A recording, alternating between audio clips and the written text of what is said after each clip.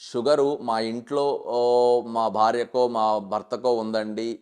మాకు వస్తుందా అని కొంతమంది అడుగుతారు.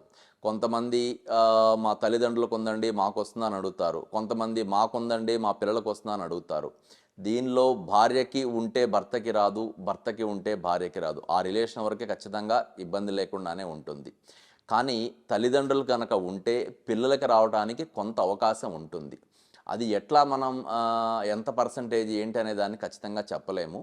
కాకపోతే అలాంటి కొంత వారసత్వపు లక్షణాలు ఉన్నాయి అని అనుకున్నప్పుడు తాతలకో, అమ్మమ్మలకో, నాయనమ్మలకో, తల్లిదండ్రులకో ఉంది అనుకున్నప్పుడు పిల్లల విషయంలో వాళ్ళని కొంత వ్యాయామం పరంగా కొద్దిగా అలవాటు చేయటము, ఆహారపు అలవాట్ల పరంగా కొద్దిగా ఏదన్నా ముడి బియ్యం లాంటిది వాడించటము, అలాగే ఆకుకూరలు ఎక్కువగా తీసుకునేలాగా చూడటము, అలాగే శరీరం మీద కాస్త ఎండ పడేలాగా చూసుకోవటము, మోర్ యాక్టివ్‌గా ఉండేలాగా కొంత అట్లా ఉండేలాగా చూసుకుంటే, అలాంటి పిల్లల్లో మెటబాలిక్ డిజార్డర్స్ జన్యుపరంగా వచ్చే అవకాశం ఉంది కాబట్టి, వాటికి కొంతవరకైనా సరే మనం ఇటు నుంచి అడ్డుకట్ట వేసుకుంటా వెళితే రాకుండానే ఉంటుంది.